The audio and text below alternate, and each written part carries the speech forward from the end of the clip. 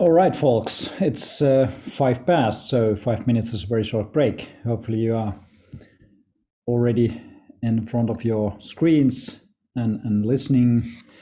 During the break, I was looking your responses to this first breakout room discussion, and I have to confess that this is fascinating, and I'm very pleased to read your lists. What makes facilitation successful? Because very good list, very good points, and what I really like, many groups really pinpointed this preparation part, and also the neutrality and awareness of the situation, and I will draw from this a little more next. So, but thanks for these lists. We will save them. But now let's go forward, and next time, like 30 minutes, I will try to open up a bit more this how to add probability of that we are successful in our facilitation. And why I talk about probability is that because I would argue that this organizational life is not so much, it's not about certainties, it's about probabilities more. So that we can never be in social life, we can never be absolutely sure that things happens as we planned or anticipated, because it's always a living process. And that's why what we can do is that we take care that there is a good probabilities that good things will happen, and things will happen as we in direction serving the purpose and going towards the goal. But when we talk about experience, as I pinpointed before the break, that the experiential part is important. In many cases, we just somehow don't pay so much attention to this. But I would say that it pays off if we do. And what are the kind of good facilitation experience like?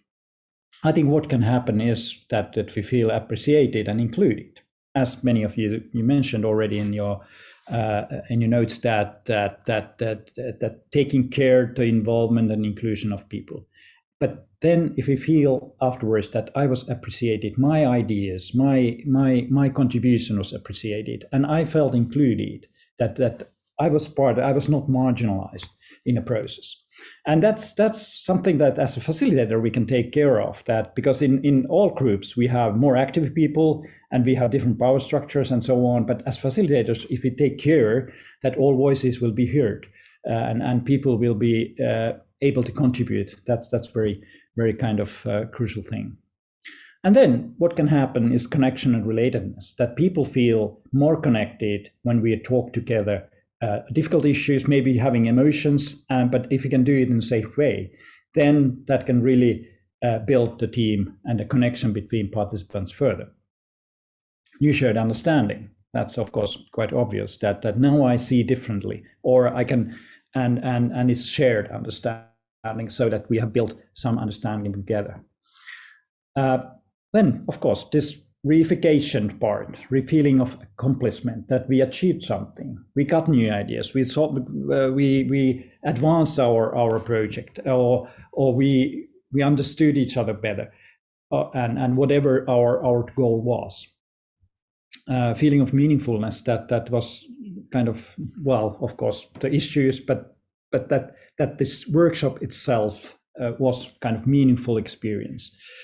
And then of course, emancipation and empowerment can be one result from the experience, that we feel that we were more capable to solve our problems, or we were even, of course, in good, sometimes in good change process, we can feel that we were able to really build our own organization further. And then self-efficacy, being more competent, we were able to solve these difficult issues. And then what is also that this kind of supportive atmosphere can be created even in the moments of confusion, that we can build trust that we are collectively able to do things. And then, of course, hopefully there's willingness to continue. And if we have this change project where we build our future organization, these workshop experiences are building that culture already. So willingness to continue similar sessions also in the future. So learning this kind of participatory work, participatory way of doing things. So and willingness to make it, routinize it and continue it is based on this experience as well. So I think that all this stuff, if we can create something like in this direction and this support this kind of stuff, it's really whatever we then produce. But if the conversational process is creating this experience, I think it's very, very beneficial. But then adding probability for success in facilitation. So what will it require? So as I already mentioned, I think the transformational workshop or session must express or represent the culture and values it's aiming to promote. So in a way, if we want to build self-organized system or move from hierarchy to more empowered and this kind of structures, so the transformational work as such must represent that. So, and I have always said somehow that the dialogical culture cannot be promoted by monological means. So meaning that we have to exercise that kind of approaches in our transformational work that we want to build as through our transformation process. And now adding probability, I think we can easily put the facilitation process in distinguish this kind of 4 phases, like preparation, and then getting started, maintaining the flow, and then closing and reflecting. And actually, you mentioned quite a bit of this in your chat comments already. But let's take a look. What does it mean if we take a good care of preparation? So the first thing is knowing the context. So what is the situation, culture, why the session, tensions, touchy issues, dependencies, owner of the process, expectations. So if you are external facilitator or internal as well, so we should be quite aware of the context and situation where we are doing this. And of course, something about the participants, what are they? And when we talk about change, there is of course already some tensions, most likely in change process. It's not quite probable that everybody's greeting this change as welcoming it happily, because there's a lot of different stuff in change, which are also creating emotions and things are already somehow. And so if we know something about the context, that we are not so naively thinking, but of course not creating too much our being aware, not looking our pre-expectations and interpretation tightly. But so this is a kind of balancing act in that sense. But of course, then participants, what's their, who are they, why they are coming, and something about them, if we can know about that, and ourselves. So what's my pre-assumptions, expectations, worries, and how to be prepared, and being a good well rest, let's say so, and so on. And then choosing the methods and process. So what is the kind of right methods? Quite often we have our favor methods. For example, I noticed that I always just start the dialogue in a way, not using any tools or this kind of structuring methods. And I know it would be helpful sometimes, but I have noticed my bias to really emphasize the participation and the experience, and not really taking too much care of these outcomes. And that's why I end up being in such a situation where it's just what's ordered is conversation. But I think it would be good to really know better this this outcome side as well, and different methods, even better. But then somehow having a anticipation or pre-image of the process itself. So and when we are more experienced, then we have more stuff to know what is the right flow, how many workshops, what kind of workshop, what happens, what could be critical moments, what if things as well, so that we are just not having a one plan, because when it's a living process, then if we have options, okay, we don't know for sure that, okay, will this take 30 minutes or should I book 45 minutes for it? And so it's also that throughout the process that what's the flow and what are our options to adjust the flow process when we are doing it, and not having a very rigid plan. And then arrangements, as many of you already mentioned, that also good preparation is that we are aware of the room, equipment, technology, that we have pre-tested those, that we know that things work well, and then being in place early enough, meaning that there is no surprises, that we can make sure that this is a right, well equipped place. And if we go to client's place, that's taking care that the room is big enough and so on. But nowadays, when we are facilitating online, that's also that technology will work, and then it's a bit different. And of course, there can be some other stuff as well, but the preparation that we are preparing well is one first step. Then starting, setting up the stage, building trust and connection, and this is another important part, which I think our risk is quite often that we are worried about the time because it's always limited. that we have 1 hour, 2 hours, 3 hours, but then we have a lot of stuff in agenda, and we might be a bit hasty or anxious, and then we want to start right away. But I think it's important to take adequate time for starting.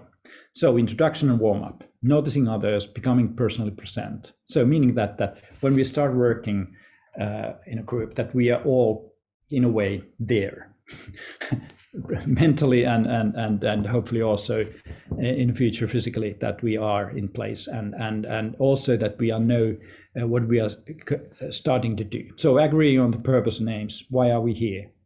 Very important. And then agreeing also the ways of working, methods, values, principles. So how are we going to produce the results, be productive together?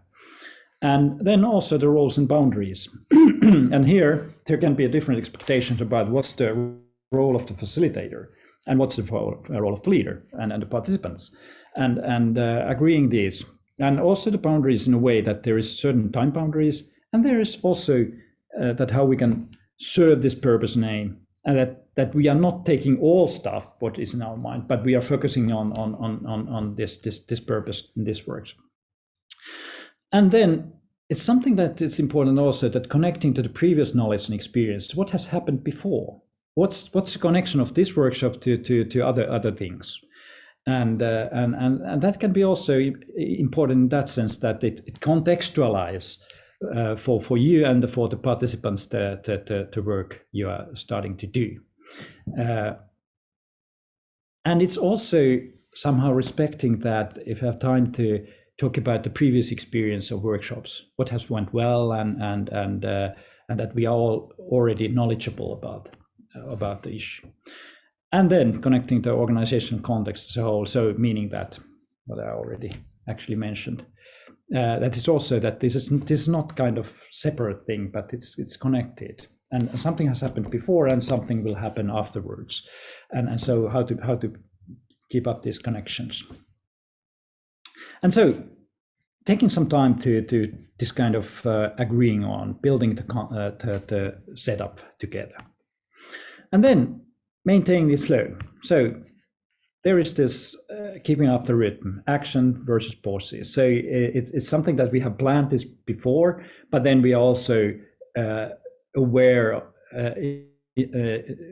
throughout the process that how is it going. So and involving and including people in an appreciative way. Sometimes this can be that we have one method that now everybody must tell a joke or something like that, and as an icebreaker or something like that. But I would be a bit let's say cautious with this kind of things that now everybody must do something similar way, because we are very different people, and for some people telling a joke in front of people is really awkward, and so expecting that this is now an icebreaker, I think this is very important. But somehow having such tools, such things that people can adjust a bit, how are you going to do it, and so and how are you gonna participate in a way, but taking care of involvement and inclusion. And so of course there's sensitive, so there will be some concerns and issues that are kind of sensitive, and so that we, and this is about pre-knowledge sometimes, that we are keep us kind of sensitive. And then if there is then sometimes emotional stuff, outbursts or something like that can happen, so that our role is then to redirect or interrupt unfruitful and unconstructive debate or interventions in a way. And that is something we can agree on in the beginning about the roles, that we as facilitators, it's our role to keep up the process, and of course help the group to work, and then we can, because sometimes someone can steal the agenda, try to steal it in a way, and try to turn the conversation towards something else. So that's then our our role to interrupt and direct back to the agenda our work. And of course, sometimes we get stuck, and it's helping the participant to move forward. And this is something that, okay, they're working with Canvas or whatever they're doing, so that we can then ask more or go there to if we are working in smaller groups, for example, and so on. So that's something we have to do. And then this emotional energy to serve the purpose. So frustration or agony, as well as enthusiasm, joy, how we can channel this emotional energy to serve the purpose. So it's again that we can remind about the agenda and ask how this can be turned and utilized towards the purpose. And then quite often there is also organizational leadership in place, and it's sometimes, I think this is also tempting if we are very good facilitators and we are creating a good atmosphere and there's good flow, and it's tempting to take more role, or we have good opinions, and it's sometimes that we are stepping to the leadership domain, and we should really support leadership in place, or organizational leadership if it's not in place. It's the same thing, but we shouldn't take that role, and sometimes quite tempting to do that. And then of course it's also when we are doing something new, people might feel that they have uncertainties, and so that's also one thing they are not feeling so competent with an issue. So I think one important part is to maintain the feeling of competency among the participants. They know that their thinking is good, but of course, then encouraging enhance it or take a critical view and so on, but in a supportive way, because they are anyway experts in their own stuff. And then in the end, closing and reflection. Again, as in the start, reserve time for starting. It's good to reserve some time for closing. And closing means that we assess the outcomes. So what were our expectations and aims? Did we achieve something that was meaningful? And what were the shortcomings maybe, or what was the surprises? But assessing the outcomes, how did we manage to do that? But then also reflecting on the experience personally and collectively. Was it good workshop? Did we follow our agreed principles and so forth? And what did we learn? And then agreeing on the next steps. So next workshop, next actions, who and when. That's also important. So this is quite just reminding you that having this kind of idea of preparing, starting, taking time for that enough, and then maintaining flow and closing and reflection in a good way. All right, let's take it now. Some chat. Is there anything you'd like to ask? There definitely is, Jari, if I may pinpoint. Yes, please. As you have been talking.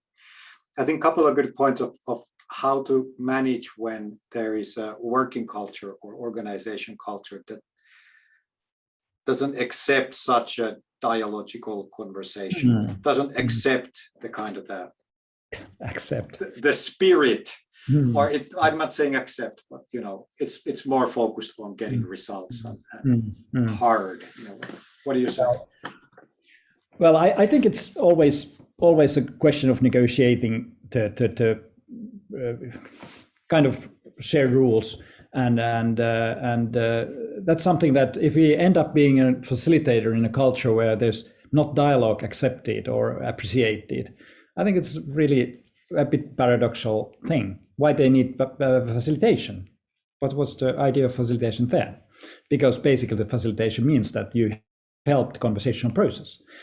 And so, but of course it can be then called consultation, or okay, then you are very structural, method-based, put people to work.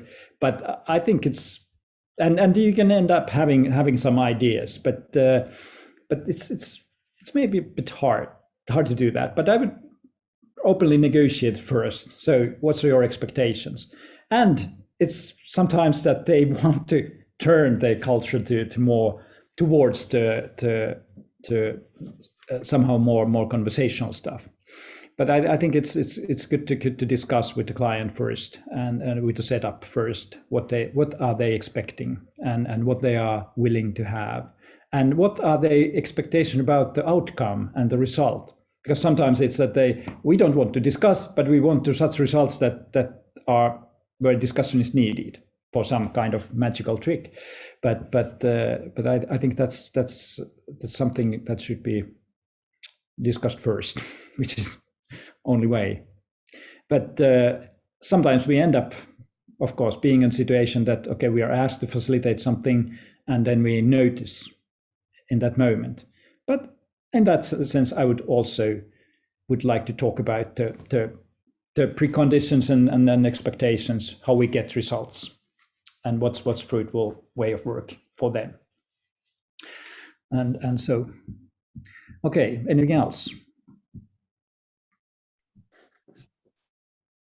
I think that was a big theme. I think there was somebody asking that if at least I got the feeling, if they are not the facilitator, that if they work in such a culture, tips and tricks of how to begin breaking the ice, how to start a conversational workplace culture. Well, it's about starting conversation, and I think what's the lowest threshold doing that is starting to talk with your teammates or and in your own circle, how you can create within your own team with your people you work with more conversation about the work. It's how it's going and how you evaluate it, how it's going, how you're working together, how you experience that, or such thing. I think that's the one thing we can start working on, taking care of our own environment, our own relations, or try to do that. And of course, make it concrete in that sense that talking about those issues that are crucial for collaboration. So are you communicating well enough? What's the content? What's the process? What's the channel for communication, keeping up your mutual communication? Or if you have to collaborate closely, then it's about working methods and such you can talk about and evaluate, are they good enough? Or you can also even ask feedback that are you doing your share in a good way? What are the hints and kind of tips from your colleagues for you, for example? And so I think that's one part of starting conversational culture to nourish or build that. But of course, it's a larger question then in an organizational level. Okay, anything else? Because I think we could now go on towards our next thing. And I would like to ask you now to take a moment to have a personal consideration and think, what would you like to emphasize or highlight in your forthcoming sessions and workshops as a facilitator or as a participant to ensure a good experience for all? So what's your list in your mind? So we have now had some tips here, and you have generated ideas in your previous discussion, but let's take now 2 minutes to make your own list, what you would like to emphasize and highlight. All right, maybe 2 minutes is now past roughly. And now we will go to next breakout room discussion. And this time, the idea is to have a dialogue in the same 4 or 5 person groups. And of course, I noticed that there were some groups with 2 persons, and maybe we do some combination that there will be at least 4 persons in each group. And idea is to share what will you emphasize in your personal facilitation practice and process in the future. And now try to have a dialogue in that sense, that way, that agree who will start, listen carefully what the other persons say, connect your own talk to previous ones. And in the end, last 5 minutes, have a mutual reflection. How was the experience? How were you able to generate and maintain a dialogic moment? And write a short notes about your experience to chat. So next 15 minutes, try to have a dialogue in that sense that you connect your talk to previous ones and share your ideas how to make a good facilitation process. What's your personal talks? What you want to emphasize? So next 15 minutes, Chiara, please, you can put people in groups.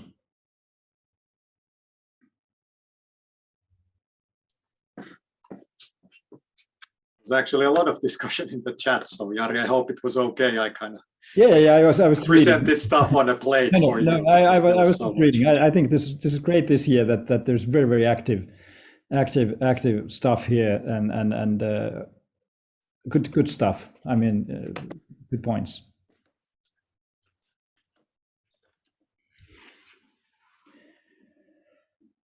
Okay, thanks for coming back one more time.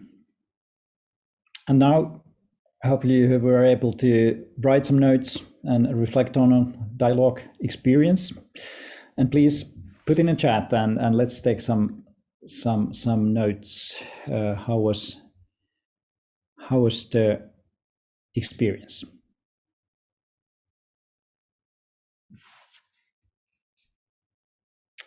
So Mike has already written, it was natural dialogue. It was easy to listen and express.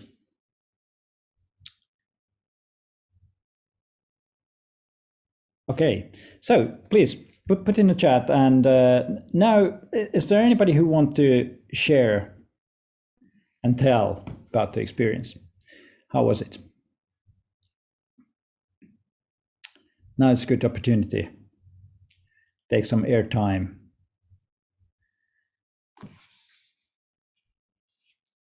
Who would like to be first?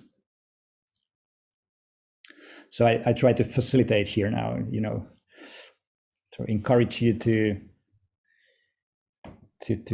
tell. I can maybe just share one observation. Please. It's kind of funny that it's a like a very natural thing which like we should be doing already, to listen carefully and connect your own to previous ones. But when it's as an explicit guide, it actually helps a lot to remind that, okay, yeah, that actually makes sense. I should do that. Yeah. It had an impact, for sure. Yeah. Okay. Thanks for sharing that. And okay, let's take Veera next, please. Hi. So just a super quick kind of comment on that. I think the reason why it was really helpful that you put it as a different kind of guideline, because I feel like if there is like passionate people around, or people who are really interested in the topic, as I assume that most of us are because we are on this course, we tend to kind of, at least myself, we tend to think super hard, like, oh, what do I want to say about this thing? And oh, what's my answer? You know, kind of self-focused. And so it's really, really good to kind of really be aware of the others, no matter how important the topic is for yourself. And you really want to express those, you know, long suppressed thoughts and ideas of the topic. So I think it was really, really helpful as well. Okay. Thanks, Veera. And one more. Is there anyone who want to tell about the experience?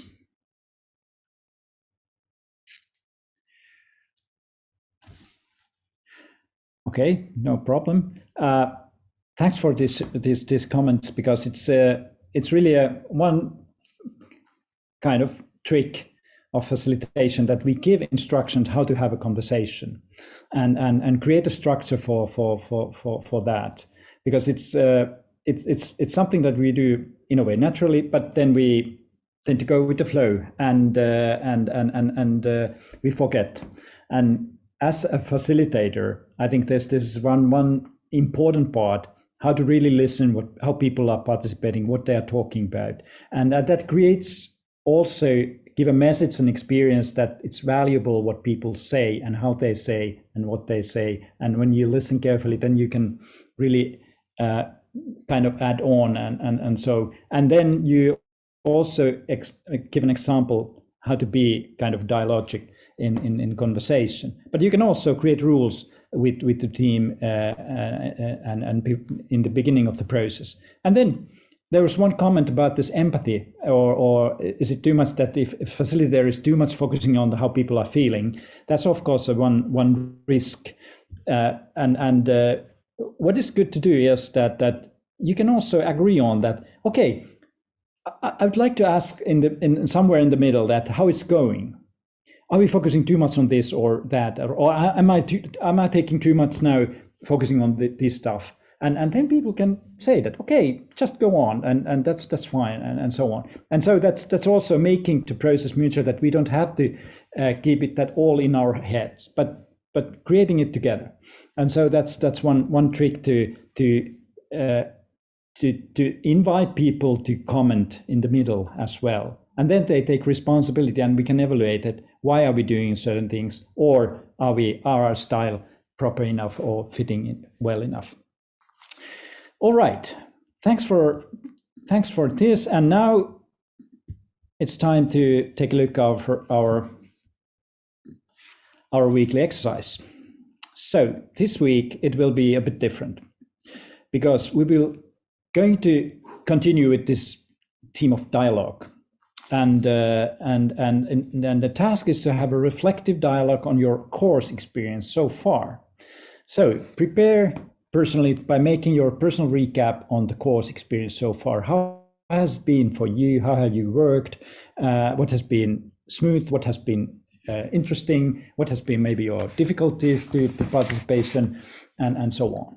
And then you will be paired and have a 15-minute sparring coaching style discussion with your pair. So two times 15 minutes, so that first you can agree on roles, that other will serve as a listener, helper, while the other will reflect on the personal course experience and insights so far. What have you learned and how have you worked?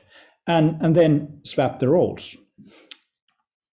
And as a coach, concentrate on listening and making supportive questions. Don't share your own experiences when listening to other.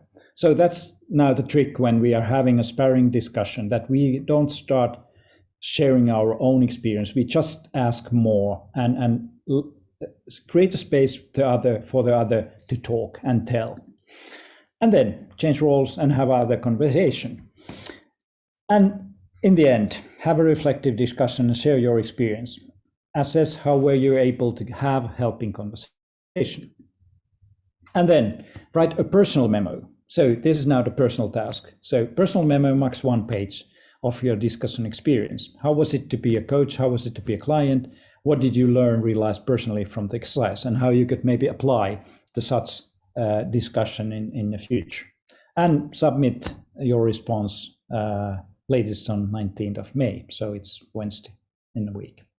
So that's the weekly exercise. And that's it. Risto, would you like to have a closing words? Thank you, Jari. I was so much in thought. And that was actually a practical from Peter, thank you. Actually to Kiara and Lee, that can we get the pairs a little bit sooner rather than later? So let's see if we can do that. Okay. Not much final words. Just want to, on a meta level, like you said earlier, that your preferred method is dialogue. I think that very nicely showed in this lecture as well, Jari, comparing to mine, where my preferred tool is cramming a lot of stuff in quite a fast pace. So this was actually a very different way of doing it. And in the comments, people seem to appreciate that there was 2 breakout rooms. So okay. Definitely having a dialogue and with the same people. So going actually through the experience of bonding on a small scale. Good. That was magical. Yes. And please, all feedback is welcome. So as you have done in the previous lecture as well, so just write your comments.